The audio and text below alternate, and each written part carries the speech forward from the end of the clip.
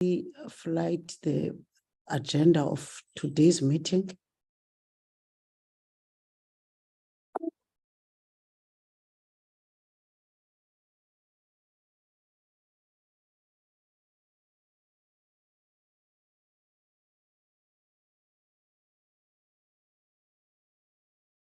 Okay, Chair.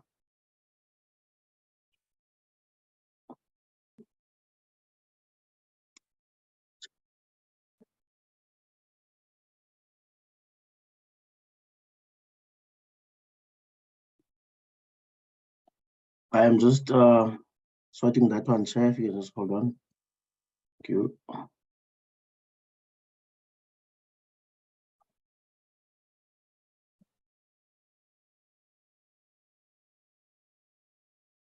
Is it visible on your side, Chair?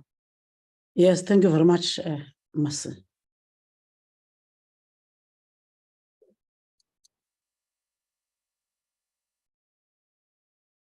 Yeah, that it's visible. Thank you very much, honorable members and the department. This is the agenda for today's meeting with 5 items, and I will quickly welcome all of you, honorable members, and the ministry. And also, I don't see, in fact, I don't see my, okay, I can see, welcome the Deputy Minister, Honorable Dr. Chana Pilane Majake, the DG, Ms. Yoli Somakasi, and the team of the DPSA and our support staff in this portfolio committee. And you are all welcome. And Masi will then quickly move to the next item, which is apologies. Thank you so much, Chair. Good morning to you. Good morning to honorable members, Minister and colleagues. We only have one apology, Chair, from the members. It's Honorable Malomai. Thank you so much.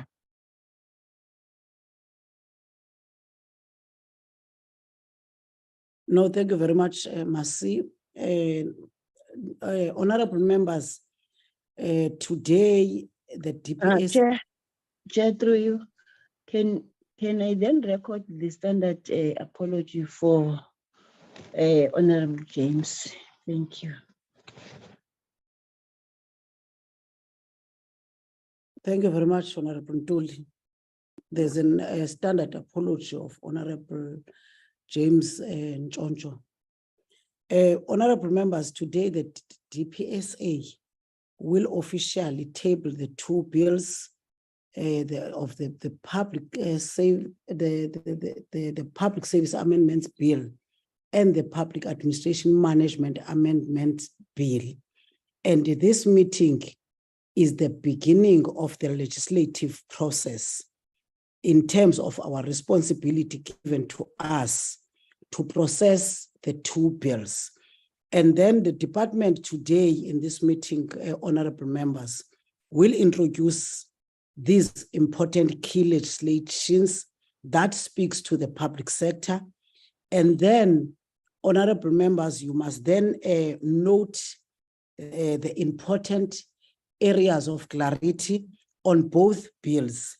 And immediately after the presentation, and I will now request that the Deputy Minister, Honorable Chana, because I don't see the Minister, Honorable Kivit, to then do her remarks, and immediately she will hand over to the department for the presentation. And you must note, honorable members, we will not today ask questions for clarity, but we'll note them for the next steps of this process. Thank you very much.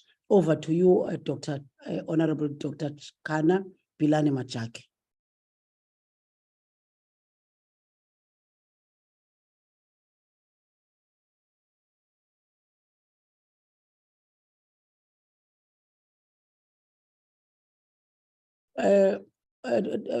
Deputy Minister, I can't hear from my side. I'm not sure Is from it the- audible now, Chairperson? Yes, thank you very much. Good morning, Chairperson. Good morning to honorable members of the Portfolio Committee, to senior management of the Department of Public Service and Administration and the DG, to the members of the public. Chair, I'm going to switch off the video because I have challenges of reception. No, that's fine, Deputy Minister. Chairperson, it is indeed a pleasure to present the Public Service Amendment Bill and the Public Administration Management Bill to the Portfolio Committee. And to actually, just before I continue, to say that I am the one that is actually presenting these two bills before the committee because Minister Kivit is attending cabinet meeting this morning. We started this process in 2029 and it has been a long and intensive journey to this day with a lot of consultation.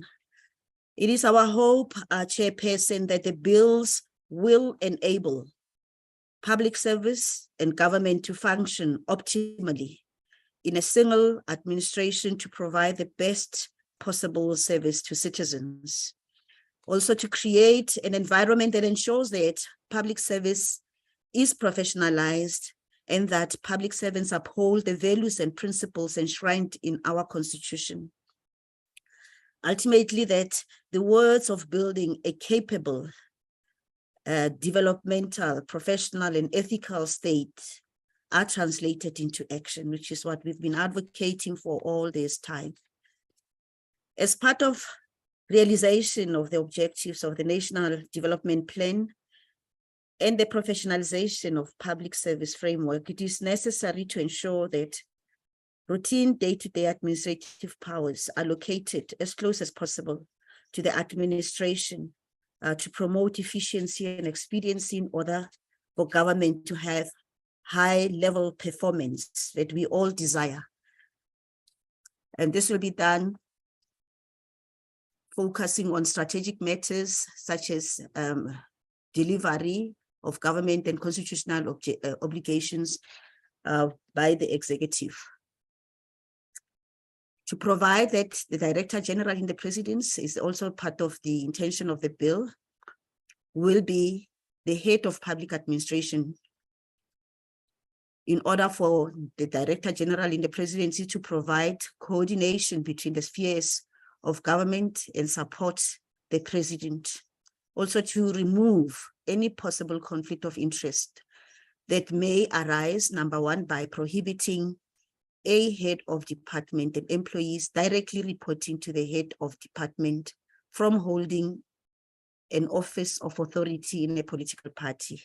Number two, by imposing a cooling off period for employees involved in the procurement of services of the service provider.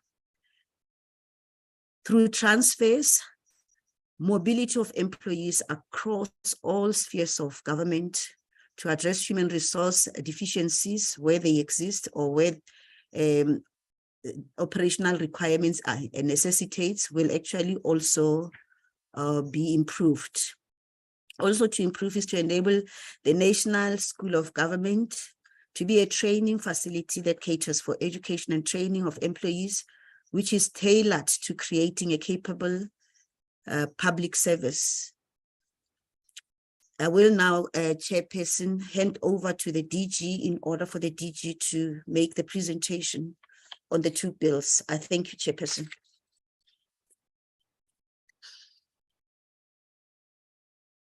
Thank you very much, Honorable Deputy Minister.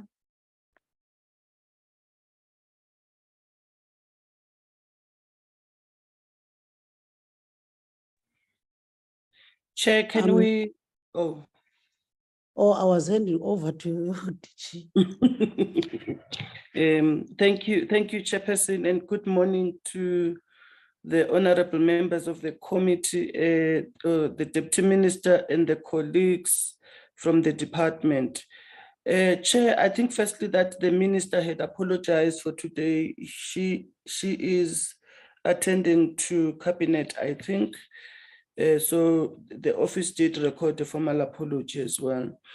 Chairperson, I'd like to request that you allow permission for the Chief Director Legal, who is basically the technical support who's been running with this process at a technical level, to please do the presentation on the bills. Thank you, Chairperson.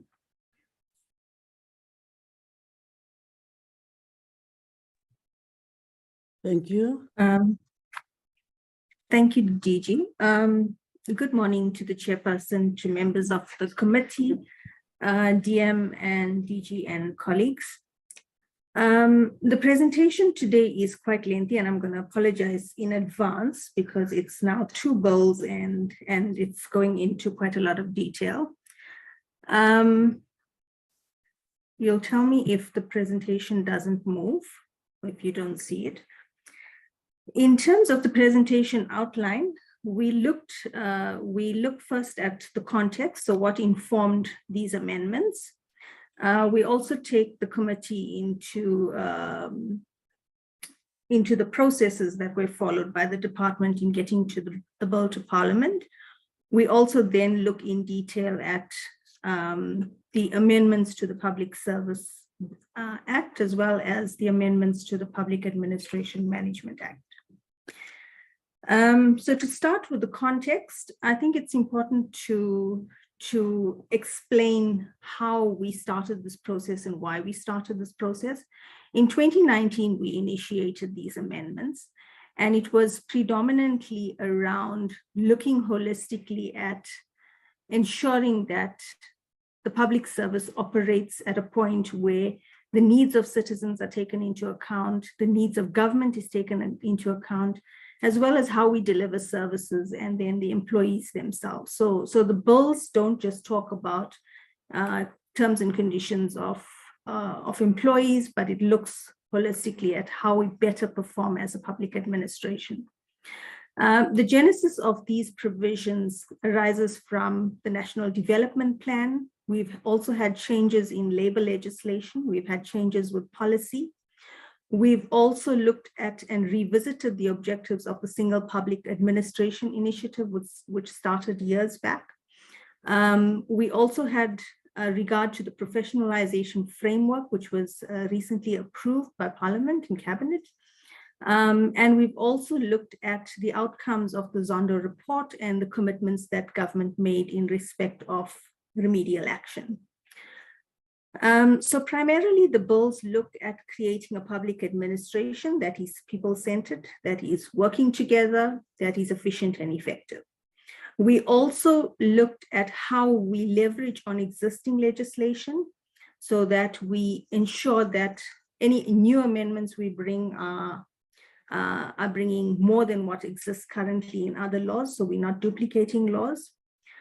We looked also at how we professionalize the public administration to ensure that the values and principles we talk about in Section 195 are actually realized. And ultimately, all of these changes we are making to legislation, the goal is to improve the state's capacity, that is to improve the employees' skills and their contributions to the state. We also look at the capability of the state. So when we look at capability, we're looking at what are the systems in place, what are the technologies, the innovations, the structures that will enable better service delivery. So that was the context in which we looked at the bills. We started, as I said, in 2019, this process. We finally gazetted for public comment on the 6th of April, 2021, draft bills. We received extensive public comments on both the bills. Those bills were amended pursuant to those comments, and we further consulted bargaining councils, as well as we processed these bills through NEDLAC. And I want to reiterate that the parties at NEDLAC have agreed to what has been finally presented to Parliament. In terms of the processes we've followed all of the prescribed processes to getting to Parliament. We've done the certifications and we've done the CS, etc. In terms of the content of the Public Service Amendment Bill, This act was last amended in 2007. So the changes that we are effecting is to take into account all that has happened since 2007 to now. And as I indicated, the National Development Plan, policy, etc., has informed these changes.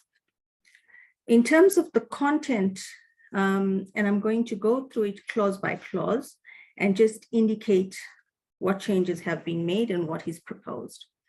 So in terms of the definition of executive authority, we are amending the definition, but only to the extent to clarify that the president and the premier exercise authority over national HODs and provincial HODs respectively.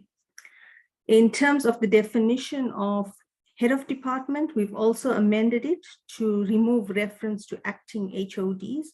It was creating interpretation challenges, and we've clarified that issue and removed that reference. In terms of political office, we've had to insert a definition to support clause 15 of the bill. And when I get to clause 15, I will explain the provision itself. But I think it's important to note that when we say political office, we are talking about the position of a chairperson, deputy chairperson, secretary, deputy secretary, and treasurer of a political party in a province or in a region, and any position that's equivalent. And this definition is aligned to what is currently provided in the Municipal Systems Act to ensure that there's a consistent approach in terms of the definition. But I will explain more fully in the context of the actual provision. Clause 2 of the Public Service Amendment Bill speaks to the powers of the Minister for Public Service and Administration. It's a reference to section 3.1, so it's an amendment there. In respect of section 3.1, we are amending it, but the content is staying the same. It was just the drafting that, that needed to be changed in section 3.1. In section 3.7, we have amended the provision, and that's clause 2 of the bill. We've amended section 3.7 to deal with the powers of an executive authority. And to that extent, we have defined what the powers of an executive authority are, to the extent that we have located now administrative powers, which previously or which currently under the Public Service Act reside with an executive authority. We are vesting it now with the HOD. So section 3.7 is the powers of an EA. And we have taken this approach to vest administrative powers with the HOD to ensure that decision-making is expedient and efficient, as the Deputy Minister alluded to. We are also enhancing accountability because both administrative and financial responsibilities will now be located with the HOD. We are also better able to align budgeting processes to human resource matters if powers that are vested under the PFMA are similarly located with the HOD under the Public Service Act. There is also a view that this vesting of administrative powers will also alleviate the conflict and tension that sometimes arises between an executive authority and a head of department. And it's less likely to impact on the administration of the department. But as we do that, we recognize that executive authorities are then able to focus on strategic matters and deal with their constitutional obligations without having to deal with routine daily administrative matters. And further, we reiterate that the head of department is ultimately accountable for the output and the performance of the administration. So that was the premise on which we have now proposed the vesting of administrative powers to HODs. So the amendment to section 3.7, which is the powers of the executive authority, is to ensure that the executive authority is accountable for the department. The executive authority is also responsible for approving a strategic plan. So you'll see that we retain those responsibilities that are strategic in nature that will guide the operations of the department. without necessarily dealing with, as I said, the day-to-day issues. We also ensure that the HOD's roles and responsibilities are aligned with the strategic plan of the department. The executive authority is also required to establish clear relationships and facilitate cooperation, coordination, and communication with the head of department, and will hold the head of department accountable for the administration of the department. And the EA may then exercise also powers and duties that are conferred in terms of this act to that EA. So that is primarily what Section 3.7 looks like now. We further go on to look at Clause 2D, which is still an amendment to Section 3.8. What we have done in Clause 2D, it's reflected as a deletion, but we have essentially moved what is contained in Section 2D to Section 3.8. So you'll find that there's a deletion and then an insertion in Clause 3.8, and that power in those particular clauses doesn't change. It's just where it's located in the Act now. As we moved and vested powers with HODs and vested strategic powers with executive authorities, there was a need to ensure that there were sufficient checks and balances. And this is to ensure that ultimately, constitutionally, an executive authority or political head is responsible for the delivery of government's priorities and for the department. So we had to make sure that there was sufficient checks and balances to ensure that that responsibility was not eroded in any way. What we have done in Clause 2E of the bill is that we have provided that where an HOD fails to fulfill an obligation, that EA may intervene by requiring that head of department to take appropriate steps. And we require that those appropriate steps be recorded in writing. Where the HOD then fails to take those appropriate steps to remedy the failure, there is provision now to refer the matter then to the president or the premier, depending on whether it's a national head or a provincial head, because ultimately the president or the premier is responsible for that HOD. Clause 4 of the amendment bill talks to an amendment to Section 7.3 of the Principal Act, which is the Public Service Act. And again, it talks to the vesting of powers to a HOD. So you'll see in the presentation, I'm not going to deal with clauses 3, 5, 6, 7, 9 to 14, 17, and 18, because what those clauses do is they just delete the reference to executive authority and they insert the reference to HOD. And by doing that, they're vesting administrative powers to a HOD. In terms of Clause 4, there's a further amendment to Section 7. And what we have done there and what the Deputy Minister has alluded to is that we have clarified what the role of the DG in the presidency will be. And as we did that, we created what is known as the head of the public administration, as is envisaged under the National Development Plan. We have empowered through these provisions the DG in the presidency to be the Secretary of Cabinet, to convene and chair FOSAD. And we know FOSAD comprises all HODs at a national level as well as provincial DGs. We have also created a coordination point for the DG in the presidency to coordinate and become a central location point for interaction between national departments, provincial departments, and government components, and also to allow the DG in the presidency to support the president in any matter that the president is requiring assistance with or that the president is empowered under this act to do. I think it's important to also note that currently under the Public Service Act, a similar provision exists at a provincial level. So what we have done through this process is we have basically replicated those functions that are performed by a DG in a office of the Premier. And we've now also given those similar powers to the DG in the presidency.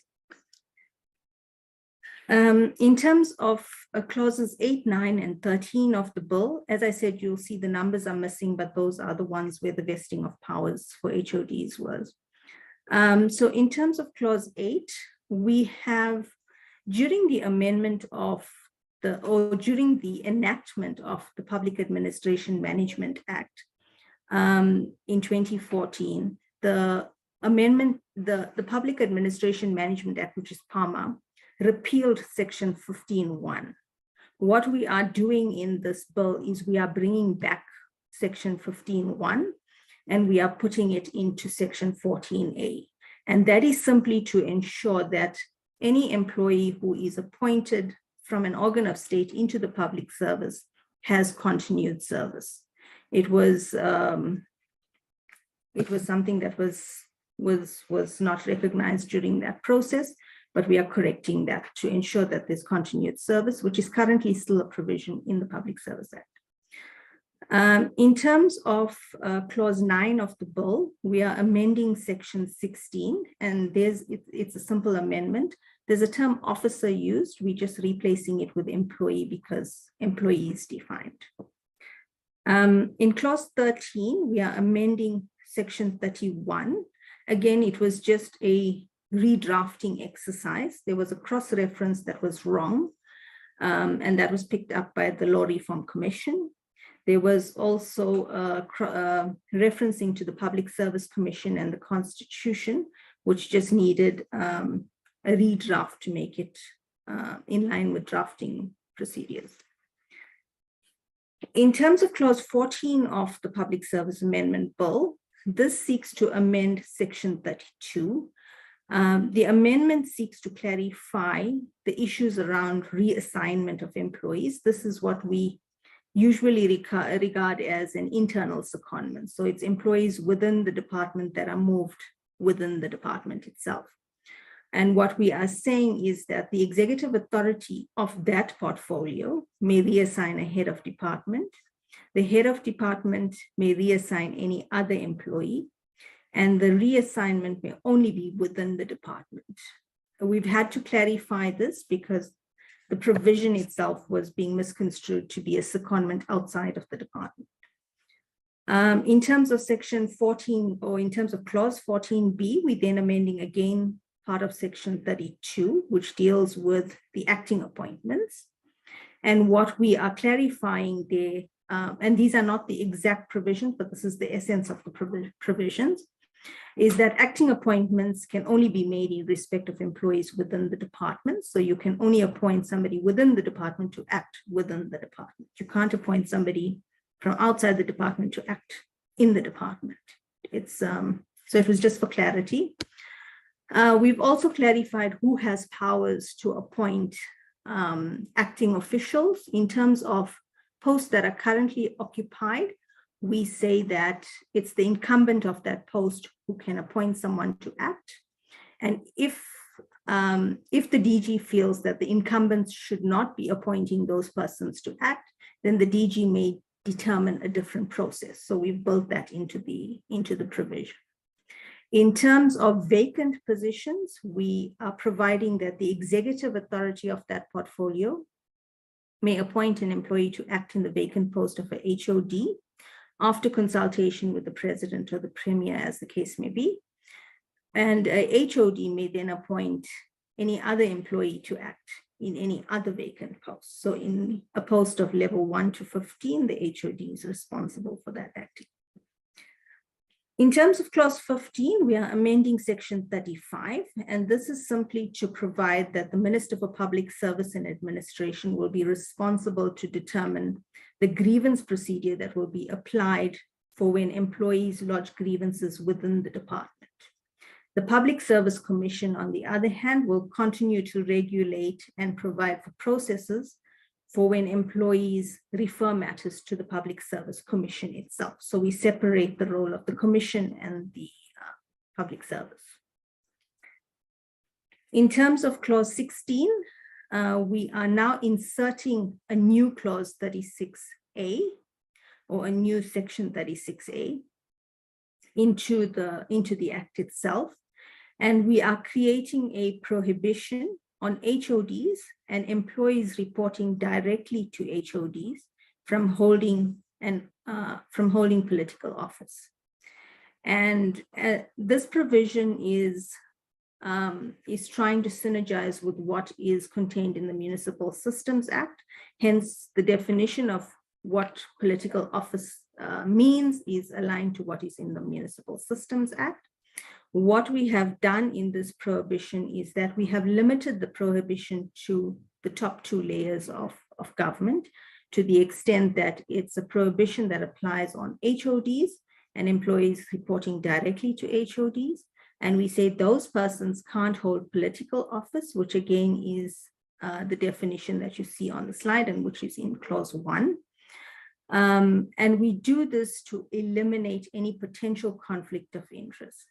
So insofar as the HOD has now administrative responsibilities and financial responsibilities, and the HOD can delegate it to and usually it's limited to the top layer of government. We have looked at that in respect of the conflict of interest that may arise if that particular person or those particular persons hold political office. And therefore we have created the prohibition, those persons holding political office. In terms of clause 18, we are amending section 38. Section 38 was declared unconstitutional, or at least part of section 38 was declared unconstitutional by the Constitutional Court.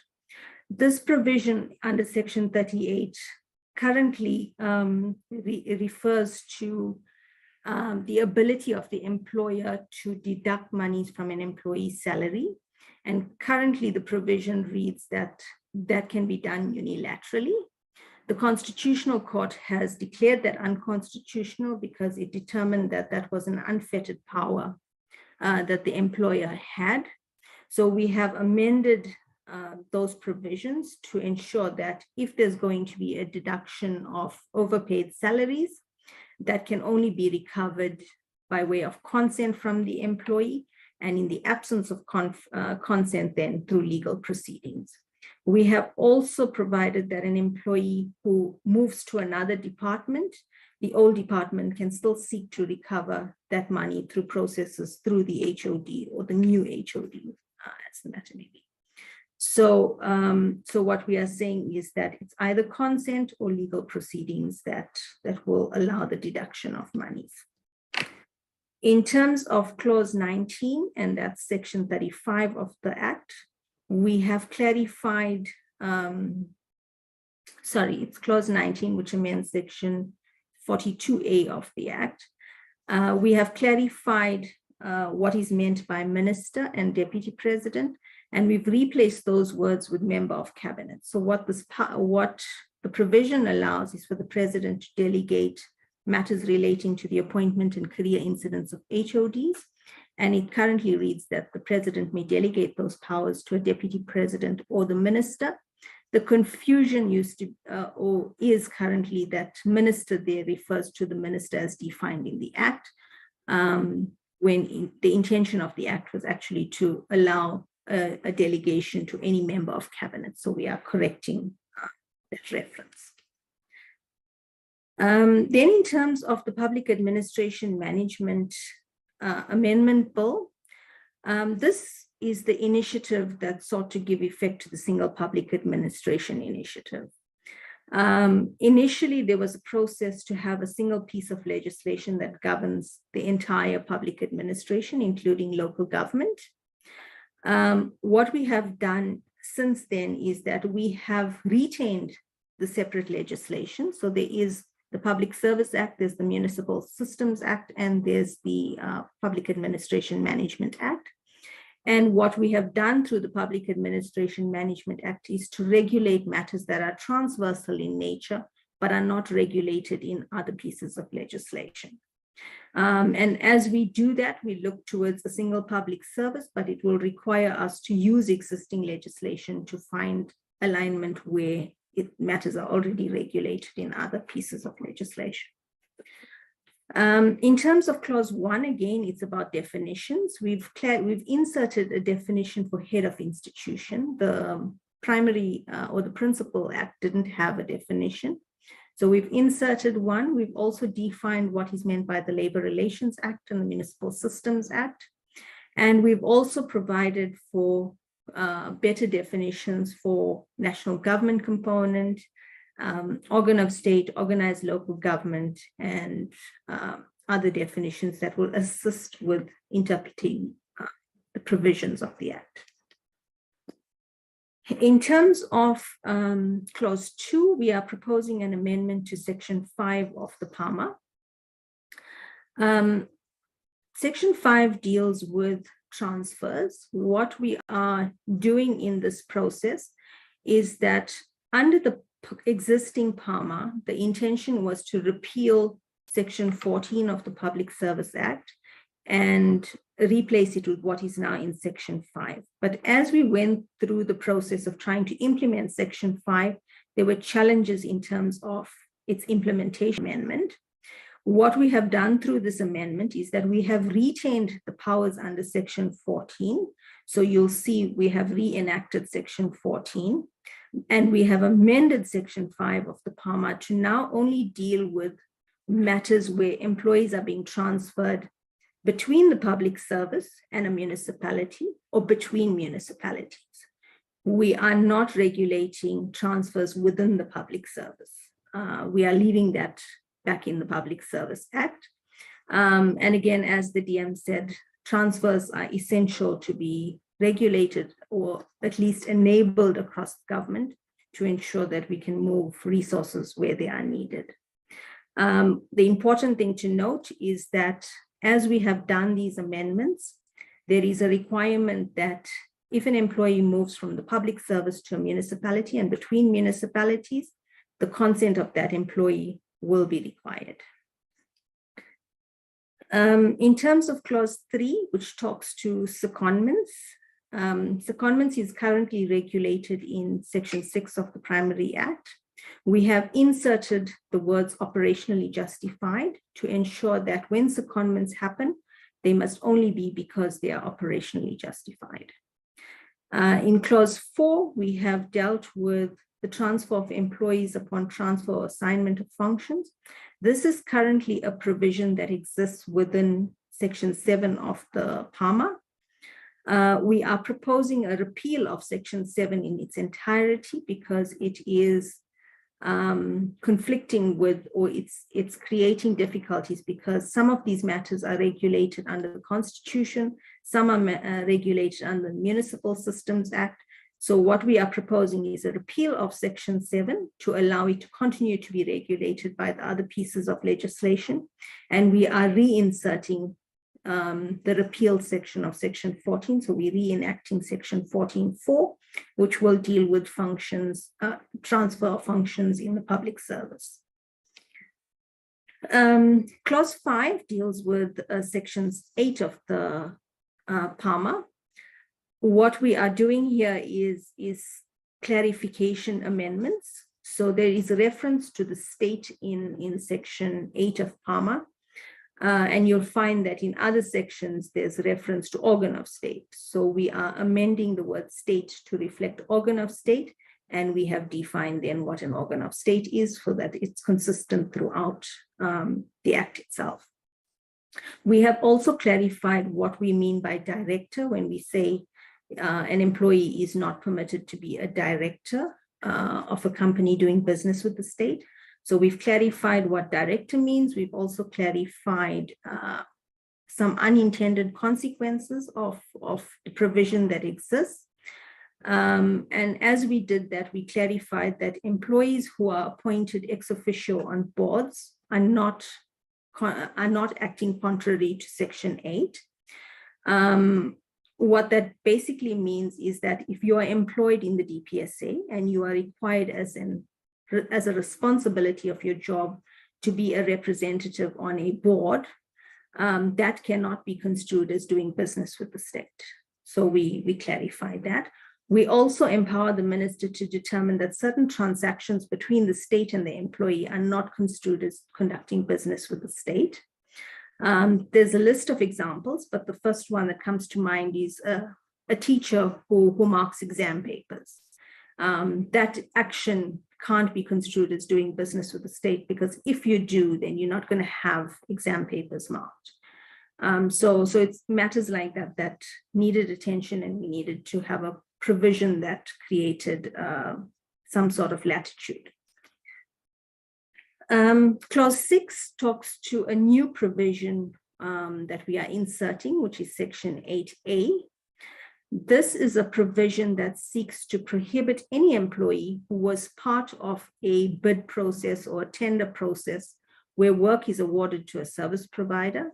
If that employee was involved in any way, whether it's setting of criteria, evaluation, adjudication, signing a SLA, if they were involved in any of those processes, they are prohibited from accepting employment with that service provider or any gratification from that service provider for a period of 12 months.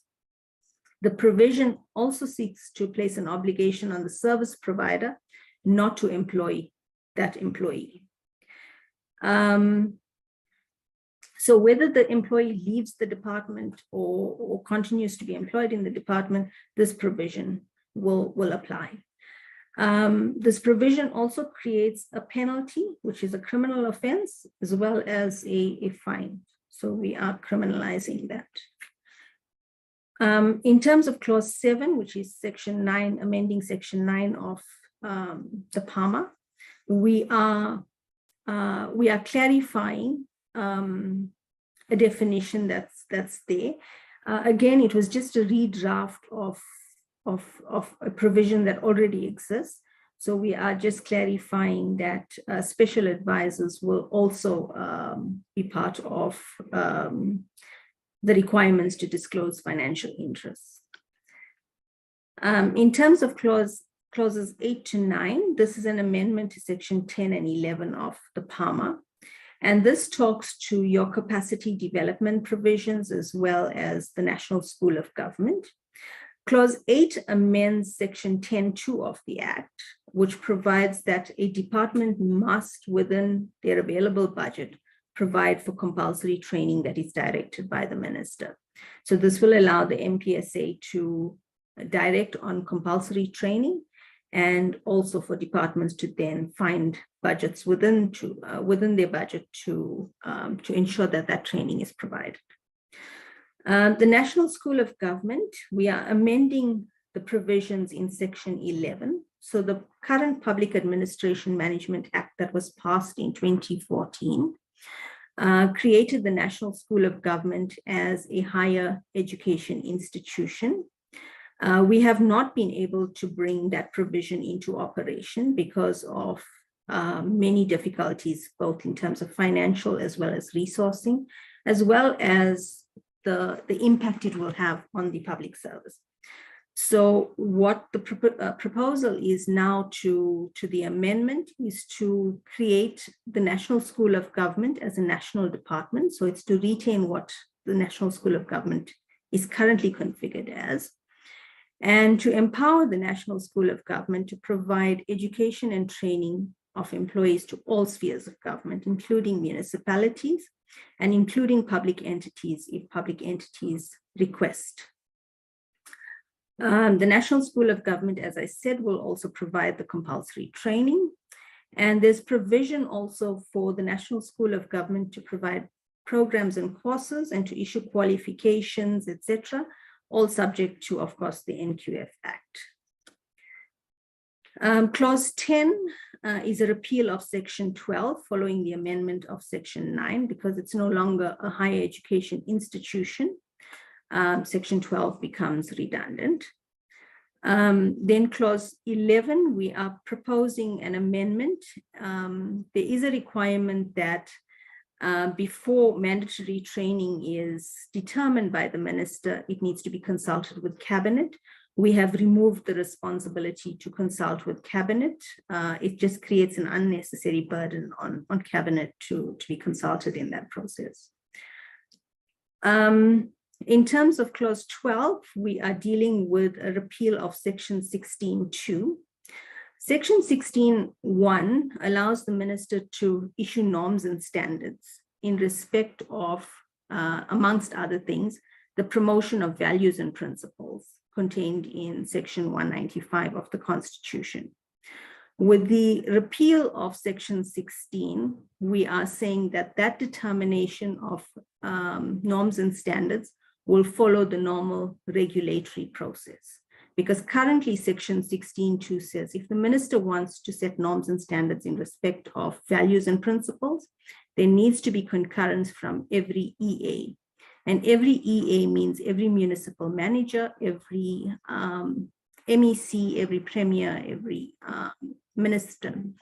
So we've taken the very onerous provision out, and we've said the setting of norms and standards in terms of 195 will be done through the normal regulatory process, which is already stipulated in section 18 of the Act. In terms of clause 13, again, it's a minor amendment. There's a reference in section 17.7 to the Office of the Office of Standards and Compliance, and it talks to its members. So we are taking the reference of "and its members" out because there is no definition of that, and there isn't any clarity on what is meant by "and its members," because functions are located with the office itself. Clause 14 seeks to introduce two new provisions, which is section 17A and 17B. Section 17A seeks to create a provision that will remove unfair disparities across the public administration. So the proposal is that there is a process that is put in place for the minister, after consultation with the relevant ministers responsible, to prescribe norms and standards to establish upper limits of remuneration and conditions of service for employees who do not fall within the scope of a bargaining council, and to prescribe steps to remove unjustifiable disparities amongst employees in and across institutions, including public entities. I think what needs to be clarified is that we recognize that all these different spheres of government, all these different institutions are different by nature. So there will be disparities. What the provision is doing is it's trying to remove unjustifiable disparities. So where the disparity can't be justified for whatever reason, then that disparity should not exist. In terms of the new insertion for section 17B, we are seeking to provide for mandating arrangements in the public service that is more coordinated. And what we are doing in that provision is that we are suggesting that the coordination of mandating processes for collective bargaining in the public administration, and this includes public entities, we provide that no employer may enter into a collective agreement without a mandate from the Committee of Ministers. And we define who the Committee of Ministers is, and that includes all relevant ministers from sectors, the Minister of COCTA, the ministers of public entities, etc. We also, and I apologize for the typo, we also provide for an intergovernmental forum to be established by the Committee of Ministers, which will also include SALGA, premiers, deputy ministers, to ensure that such parties are consulted in the processes. We have also clarified what we mean by conditions of service. So we are not saying that all matters need to come to the Committee of Ministers.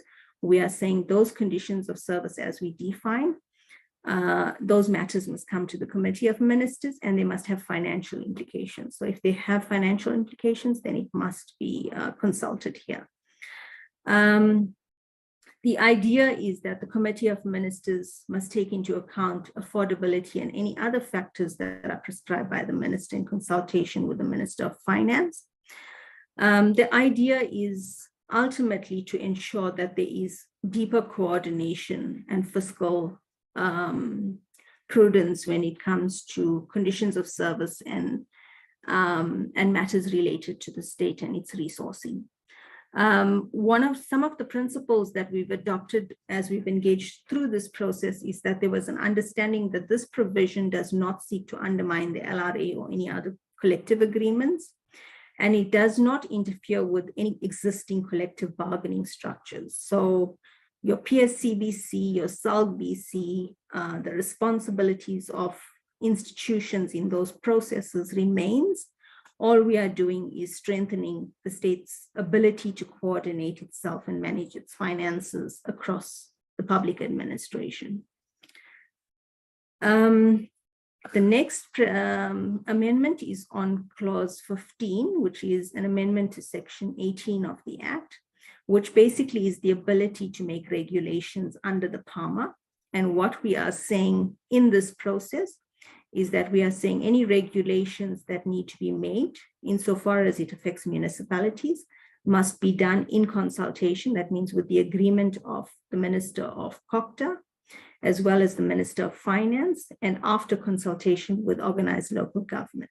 Currently, it requires also the agreement of organized local government, but through this amendment, we are aligning with what is currently in the Municipal Systems Act, and that requires consultation only with organized local government.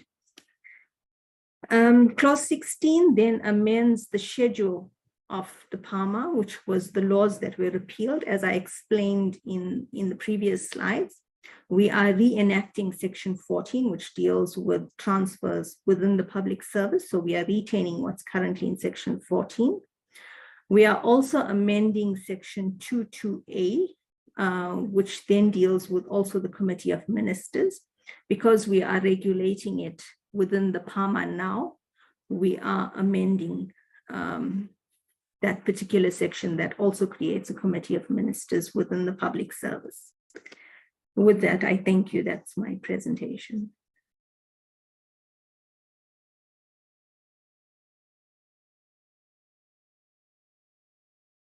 Thank you very much.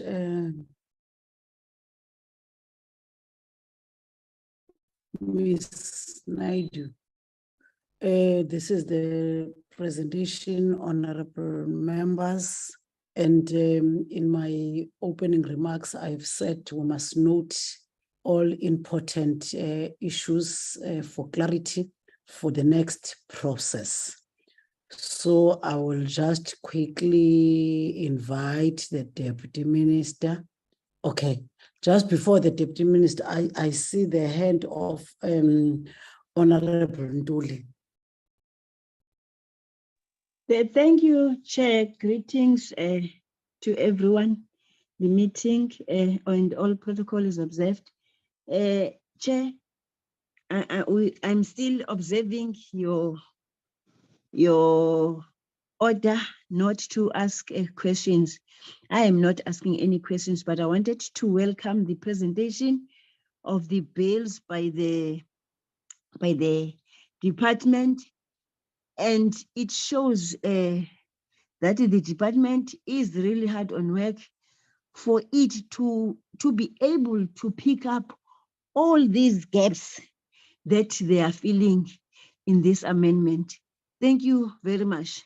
It is so informing. Moving forward, we'll be able to seek those clarities and comments as you've alluded to, Chairperson. Thank you.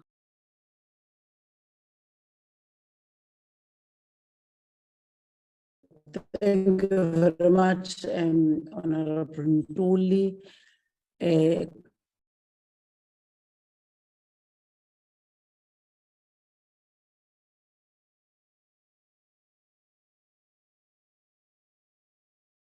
Over to you, Honorable. In fact, if I can start with then the DG and then yourselves, Honorable DM.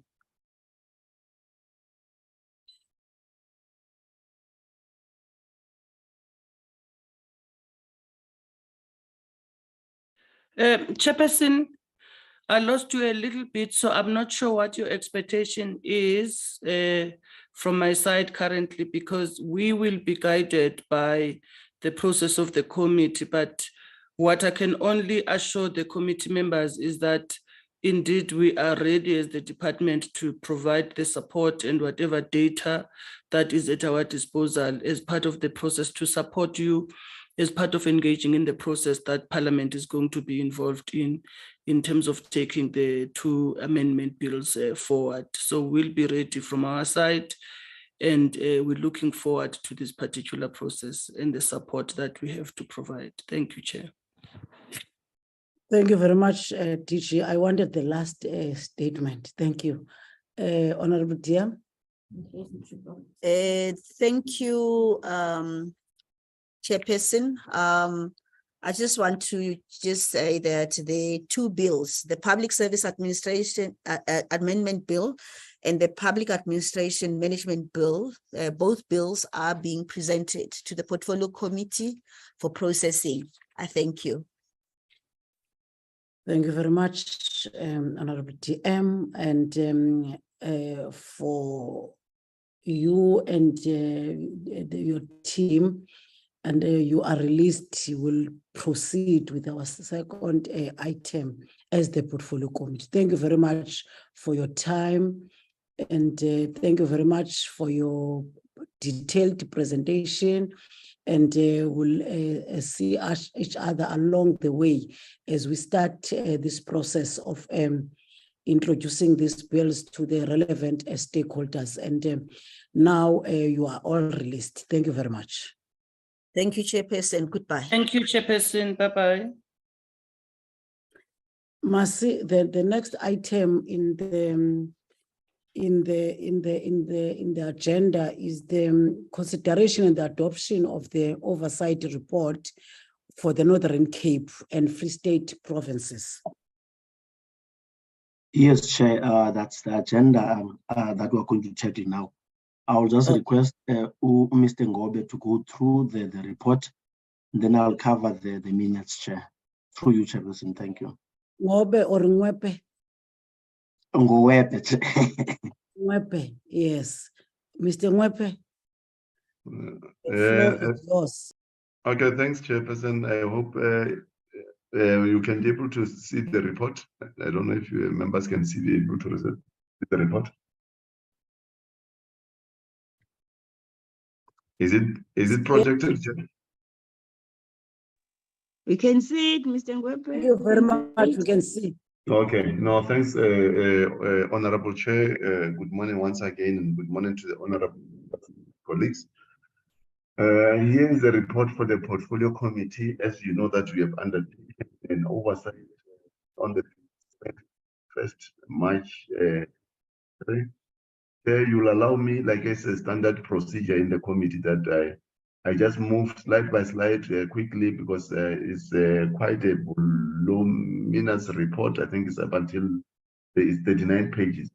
So I'll just move quickly where members they've noted the maybe spelling errors or sentence not making sense. Then they will just stop me up until we go to the deliberations or to the recommendations, Honorable Chair, through you, Chair.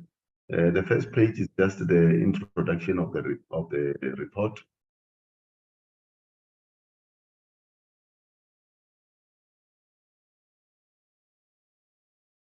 With the introduction, and then the objectives, and then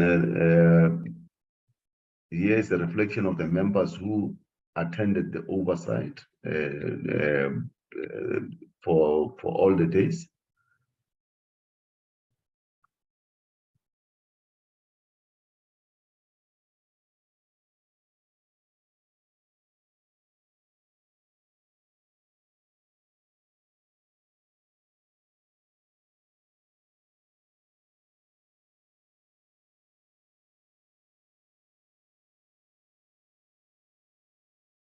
I'm on page 5, honorable members.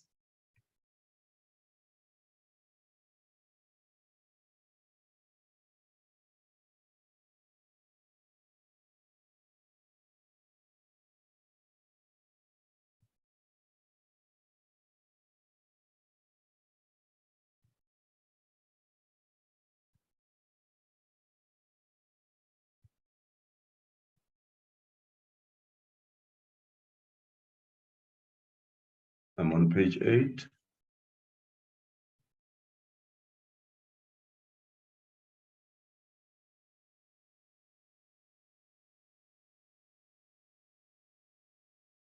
Page 10.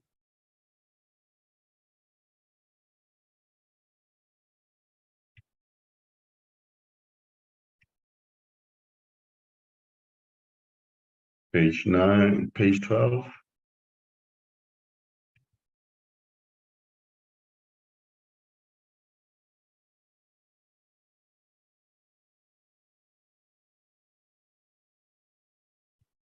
Fourteen.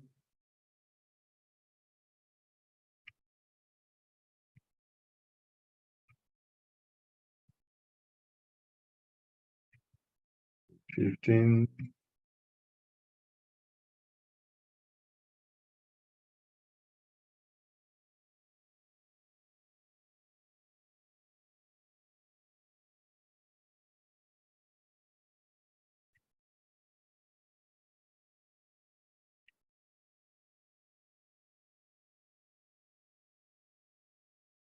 Page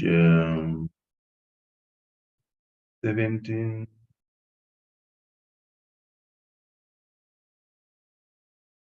Eighteen on the Free State site visit. 19.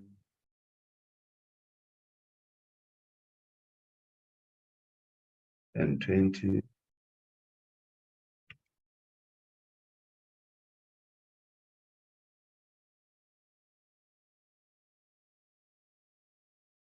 Twenty-two.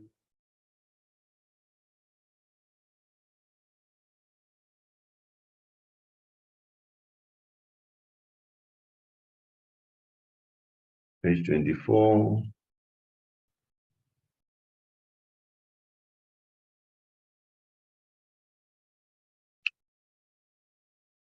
Page 26.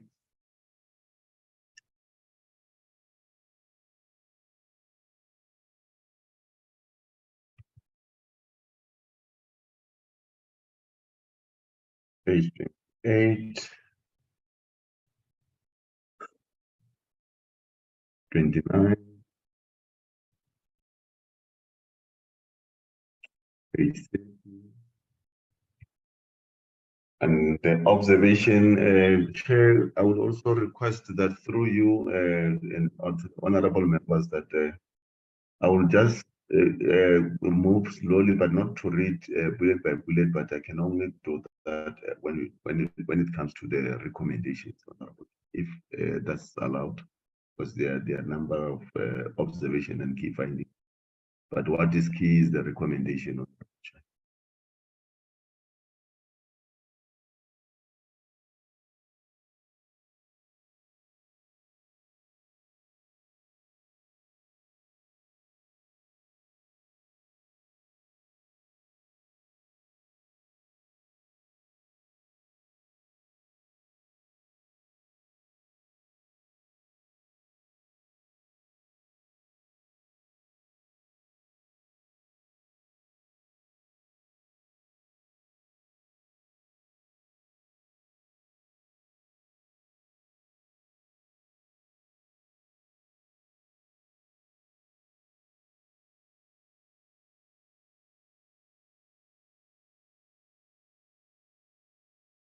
Okay, with the recommendations, Chairperson and honorable members, colleagues.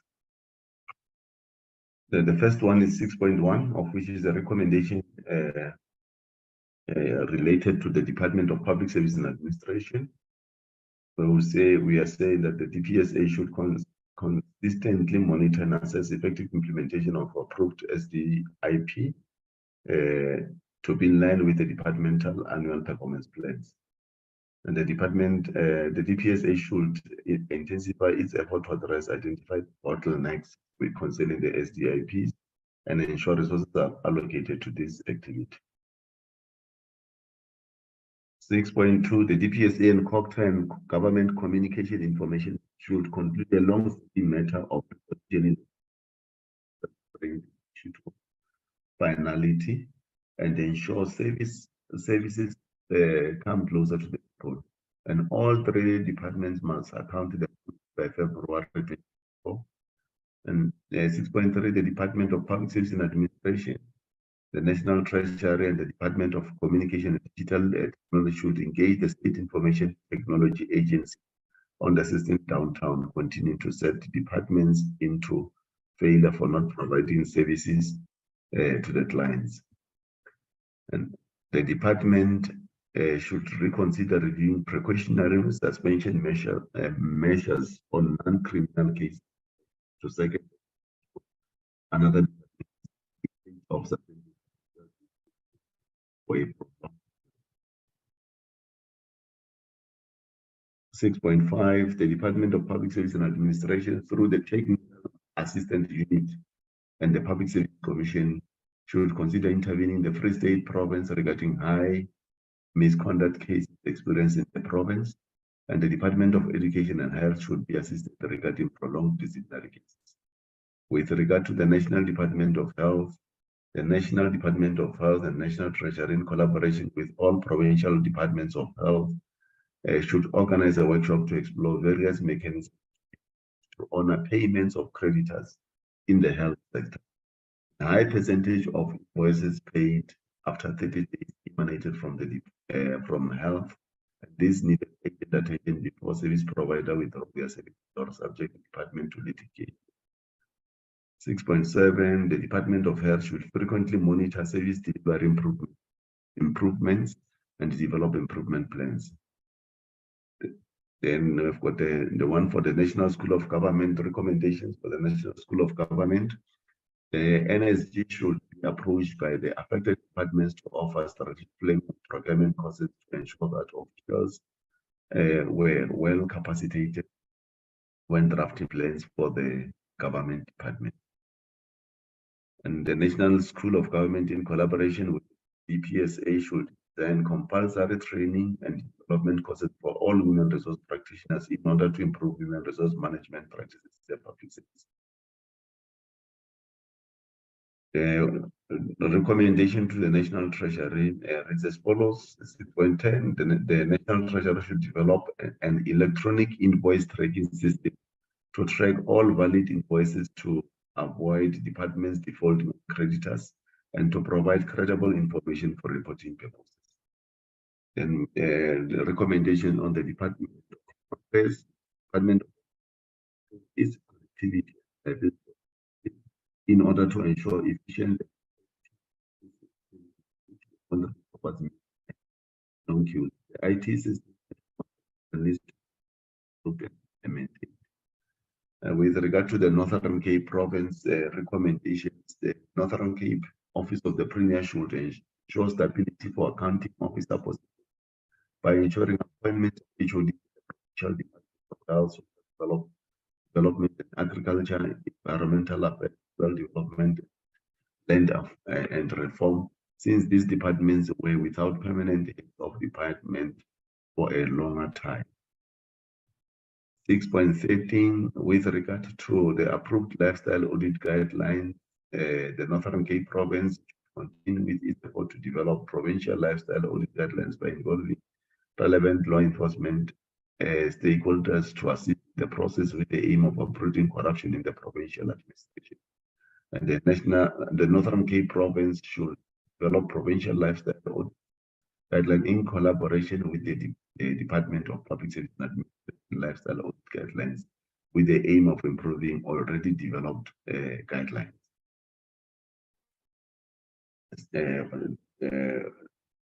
These are the recommendations for the Provincial Department of Home Affairs. Kimberley Office of the Department of Home Affairs will be provided with additional human resource capacity in order to cope with the high number of volumes of citizens requiring the Home Affairs services.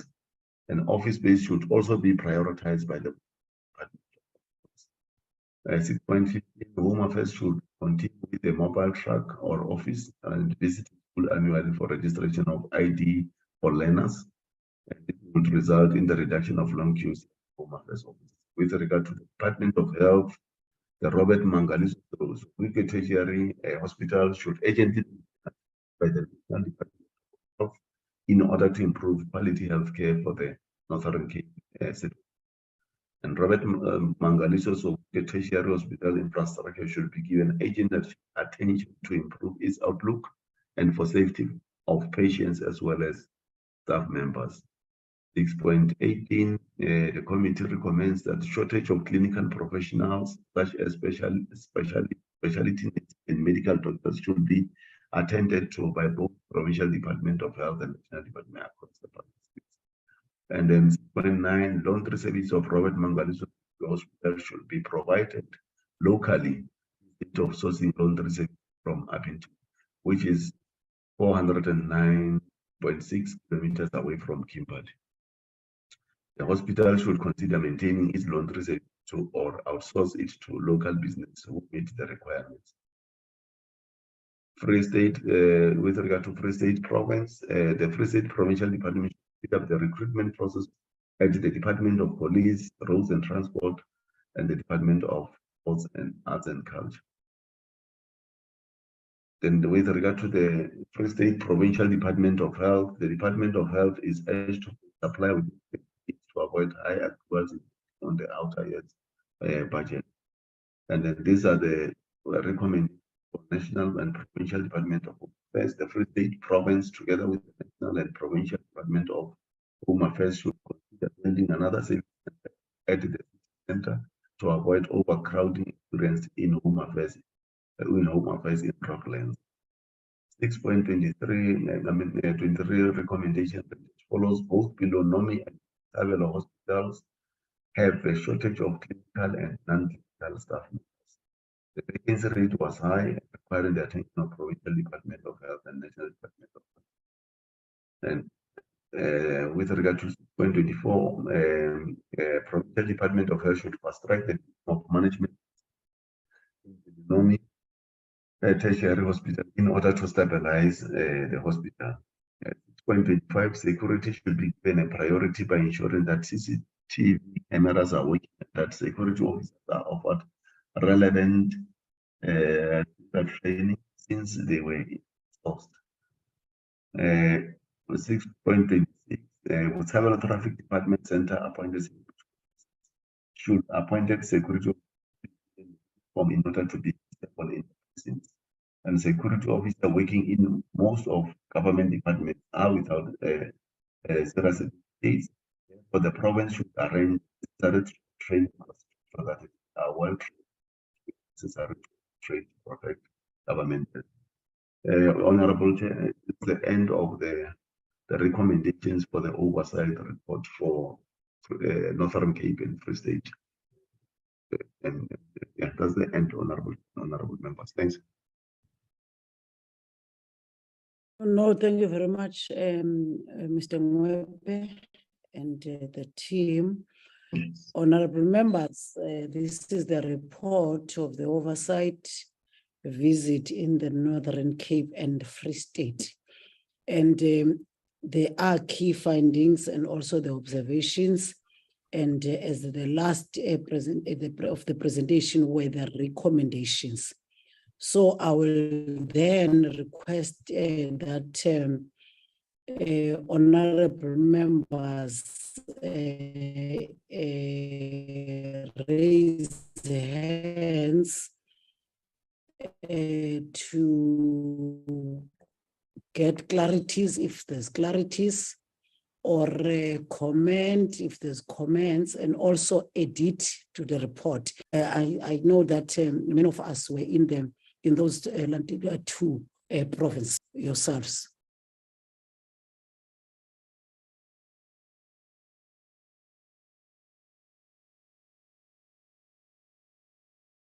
Honorable members, I'm taking hands. I only see one hand of Honorable Ntuli.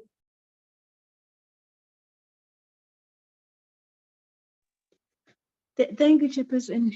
Chair, let me first thank the support staff for the good work that they've done in compiling this report. I missed something.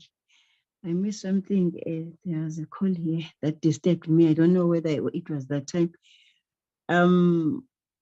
Remember, Chair, we went to Itusong Center.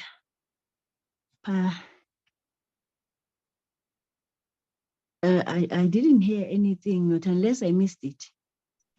And there were some problems there in terms of funding. That's one. Two, Chairperson. Other than that, I would love to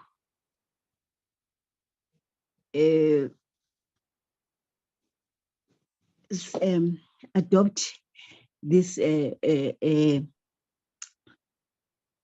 report, except if there are members who wants to add on the traffic and the traffic department in Free State, because I had already left that time. But other than that, Chairperson, I would love to adopt the report and comment the good work that they've done. Thanks. Thank you very much, Honorable Ntuli. I don't see further hands. And I will then assume that honorable members, they are comfortable with the work of our team. And as such, I know Honorable Ntuli have also, adopted the report. And then I will only request that we get a seconder to the report. But Chair, I missed the two-song part. Can Mr. Ngwepe help me on that Okay. one? Okay, Chair. Yeah, if I think my honorable, I think that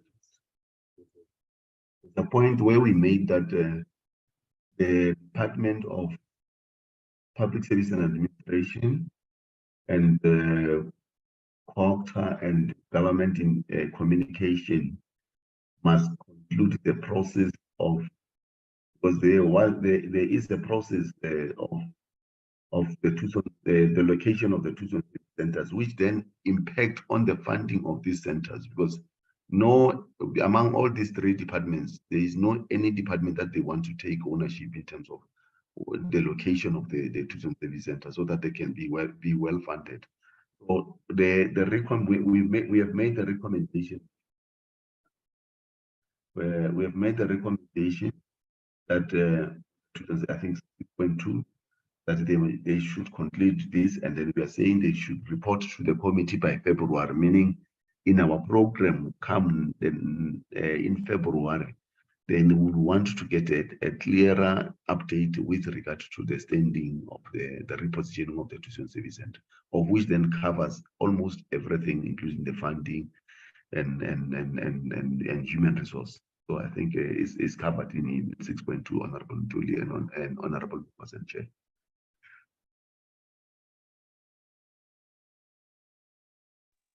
Chair, No, thank you so much, Chairperson. Covered. Thank you so much, Mr. Ngwepe. Honorable members, the report has been moved for adoption by Honorable Ntuli. I will request a hand to second Honorable.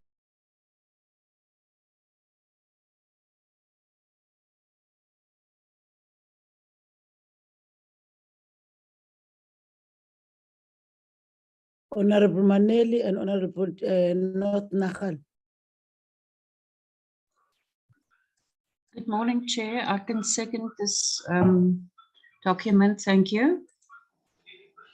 Thank you very much. The report as presented by our support team has been adopted and seconded as the true reflection of what we've overseen in the two provinces. Thank you very much. The next item, Masi, is the consideration and adoption of minutes. Can we then start with the first set of minutes, Masi? Yes, Chairperson, thank you so much. We have about 4 sets of minutes, Chairperson. I will try to go as slow and quickly as possible, Chairperson.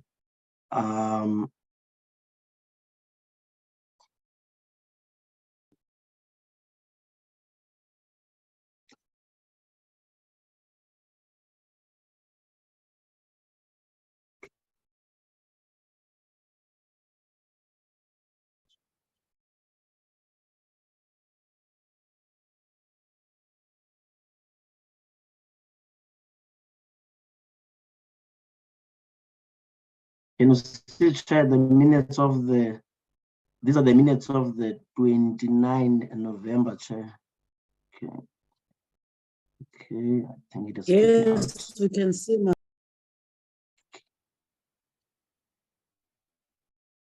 Okay.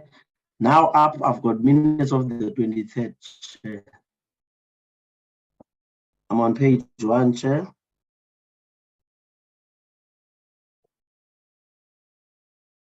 Sit, Mercy. Okay, Chair. I'm on page 2, Chair.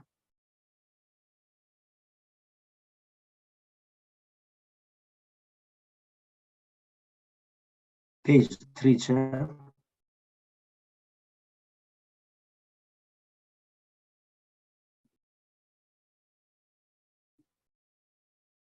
And on page 4, and that's the last page, Chairperson. These are the minutes of the 23rd November, Chair. I think we had dealt with Northern Cape, and also we had with us Public Works. Okay, thank you very much, Mercy. Those are the minutes of the 23rd, Chair. Yes. The minutes of the 23rd November, Chair, 2022. Okay. Honorable members, the minutes of the 23rd November has been presented. Any take to the minutes? Honorable members?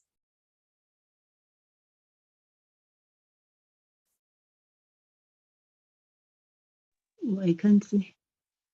I Say- can't say, see. can- Okay, just hold on, Honorable Ntuli. There's a hand of Honorable Manil. Thanks, Honorable Chair, and greetings to members of the committee. Chair, I will move for adoption of those set of minutes.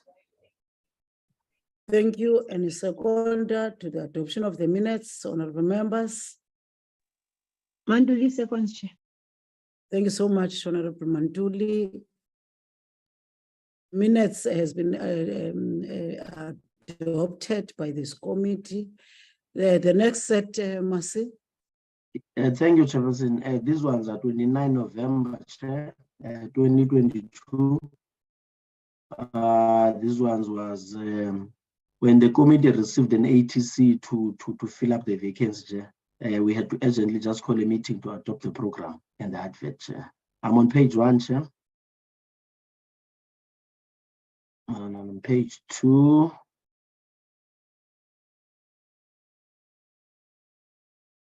And that's the last page, Chair. It was a very short meeting, Chair.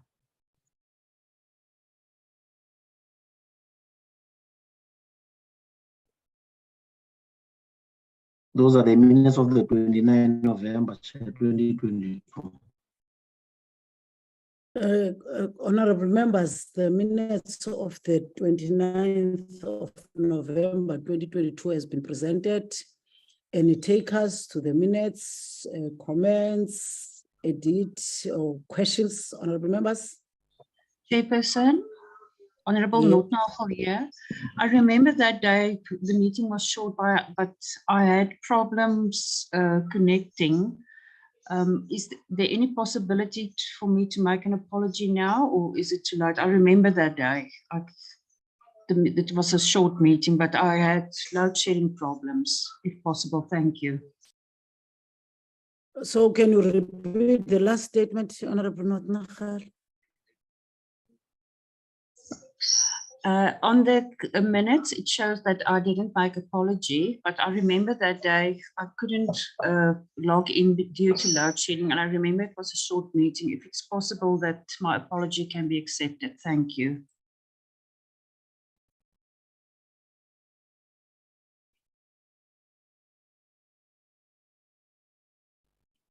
Okay, Honorable Ntuli. No, Chair, I was on the minutes. I think maybe the Masikan guide in terms of what Honorable Notnagel was saying. But for me, I wanted to move for the adoption of the minutes. But I understand that there's that matter from Notnagel. Okay, Masi, do you want to say something on what have been raised by Honorable Notnagel? Yes, Chair. Yes, indeed, Chair. Those minutes are the reflection of what transpired on the day. But I think, Chair, it would be best to say that we note that I will then be in a position to speak with you on privately, Chairperson. But however, those are the minutes are reflecting what transpired on the day, Chair.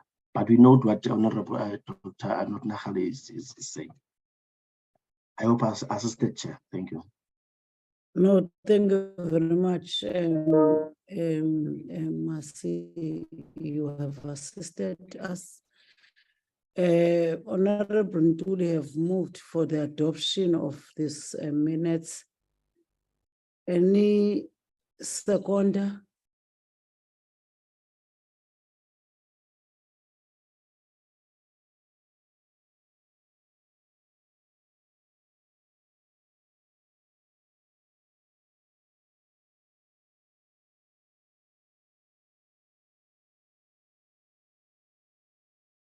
Honorable members, Honorable Ntuli have adopted the minutes, and I'm requesting that honorable members raise their hands for wishing to second Honorable Ntuli.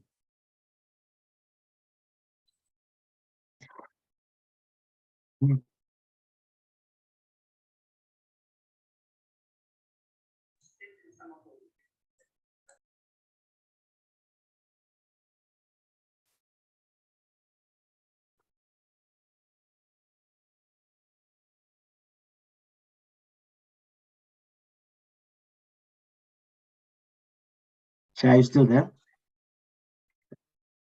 I'm still here.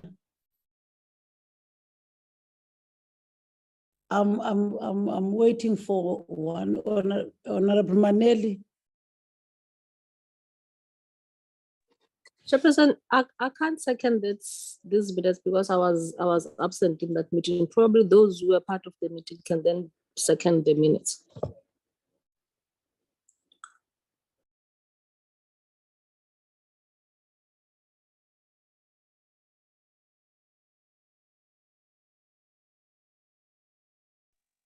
Chair, can I check something, Chair? Yes. I wanted to check something, Chair, because that time you were not the chair of this committee. If it's allowed for you to second the meeting, but I'm checking because I don't have any clue as now we are the chairperson. Definitely, Honorable Ntuli, I wanted to second, but maybe because I'm sharing now, can Masi or Mr. Nwep or Mr. Biela advise if it's in order of myself seconding these minutes? Because I was It's in order, Chair. It's in order, Chair. no, okay, which means then, honorable members, I second these minutes as the true reflection of the meeting of the 29th, because I was part of that meeting as an ordinary member of this committee. Thank you.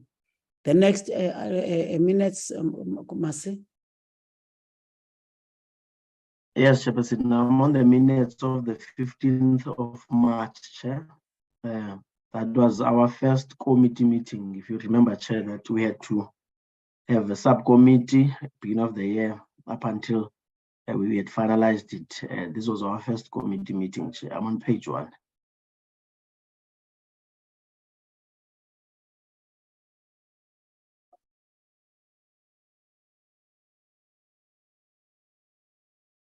Okay, page 2, Chair.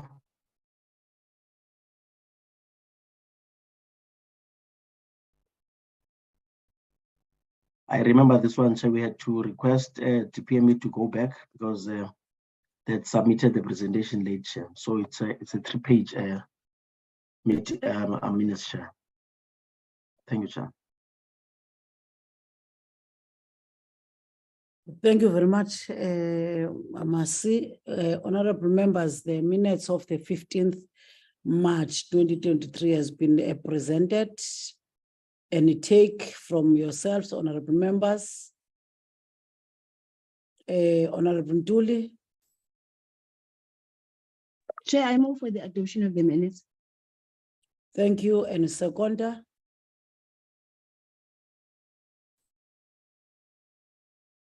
Maneli?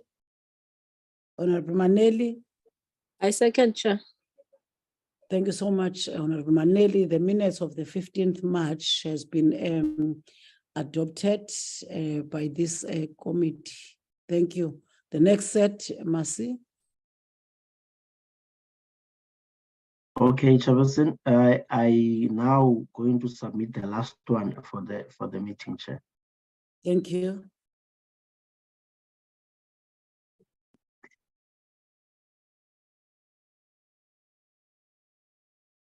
This is 20 April, Chair.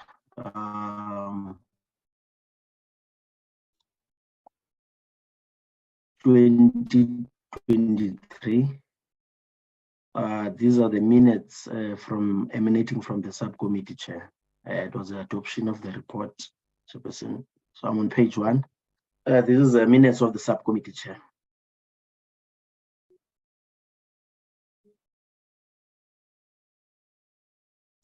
Page 2, Chairperson.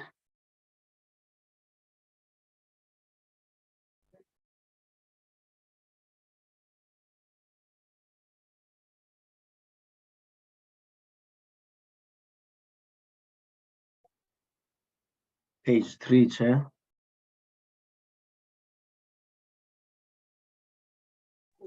Chair, Thanks, Chair. Those are Chairperson. the minutes of the subcommittee, Chair. Thank you, Chair. Chairperson. Thank you very much, Masi, for the presentation. Honorable members, then now the minutes has been presented. I will take hands. I can see your hand, Honorable Kondo. Chairperson, I see Honorable Schreiber's name on the minutes, but he wasn't part of the subcommittee. I was. No, thank you very much, Honorable Kondo. It will be corrected, Masi. He is not yet, Chair. I've just picked up that one as well, Chair. Okay, sure. Thank you. Thank you, Chair. Thank you. And then I'm then taking hands, honorable members, to adopt the minutes of the 20th April, which is the subcommittee report that were presented to this committee. Honorable Kondo, can you then lower your hand if you don't have further issues? Honorable Ntuli? Chairperson, I was part of this meeting, and I want to move for the adoption. Thank you, Honorable Ntuli. I don't see any hands from honorable members, and I will second this report as the true reflection of what was presented from the land subcommittee process to this mother committee. Thank you very much. Thank you. I think the last item is number 5.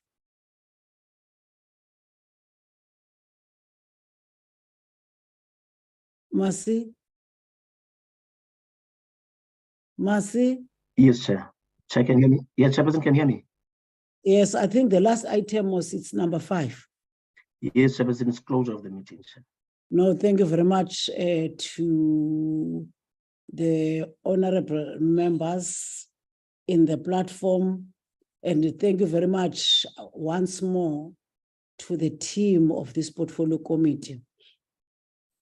Your steering work, irrespective of our challenges, but you are always available to support, guide the portfolio committee. So I'm saying to all of you in this platform, now the time, it's 6 minutes past 11, and that will be the end of this portfolio committee of today. Thank you very much until we see each other in the next meeting. Thank you and goodbye. Amanda, Chairperson. Thank you,